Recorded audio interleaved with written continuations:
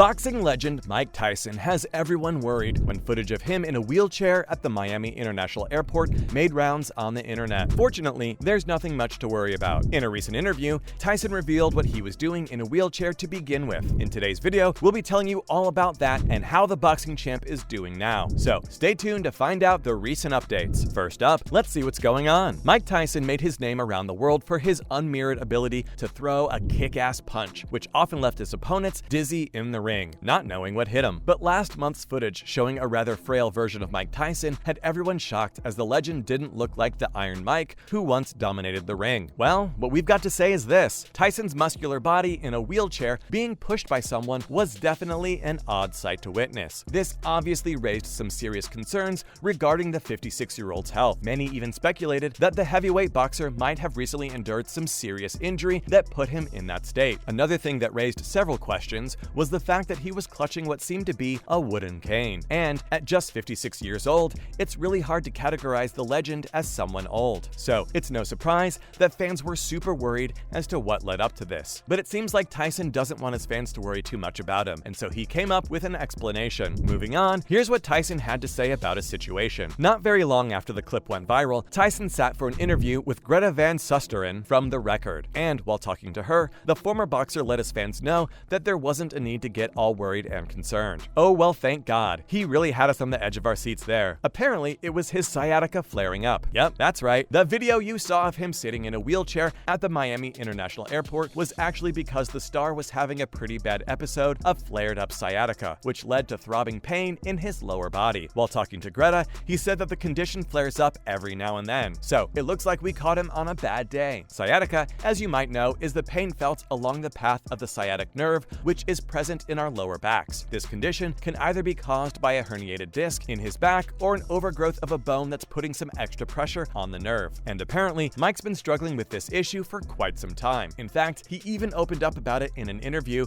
saying that sometimes it gets really tough. He said that sometimes when it flares up, I can't even talk. This condition mainly affects the lower back, hips, and legs, which explains the need for a wheelchair. Yikes, that sounds pretty bad, doesn't it? But hey, you don't need to worry much about it. This isn't something some heating pads or stretching exercises can't relieve. Of course, it's important to seek professional help as well, but we're pretty certain that Mike's doing that already. Apart from this one health problem, he's doing just fine. During the interview, Tyson was also asked if he had any other illnesses that was causing him stress. And, well, fortunate for all of us, he said that otherwise he's in splendid health. Now, we wouldn't expect anything less than that from the boxing king. He sure knows how to keep himself in tip-top shape. Up next, this isn't the first time the champ is facing this problem. Sciatica seems to have become a long-time returning opponent for the former heavyweight fighter. In fact, his back pains were actually the main reason why he quit boxing in the first place. With the champ being a part of high-intensity sports and strenuous exercises, it's no wonder that the condition slowly got worse, which ultimately led him to leave behind his pretty successful career. And sadly, last month wasn't the only time Tyson's back pains left him unable to move. A terribly painful flare-up led to the former champ being bedridden for 2 whole weeks in 2020. Now, here's what sciatica made the legend leave behind. Tyson became the youngest heavyweight champion in history at the age of just 20 in 1966. The American boxer went on to reign as the undisputed world heavyweight champ from 1987 to 1990. He's even considered to be one of the best heavyweight champions of all time. Well, that sounds just about right, as the man has won 50 out of 58 fights in his boxing career. He was inducted into the International Boxing Hall of Fame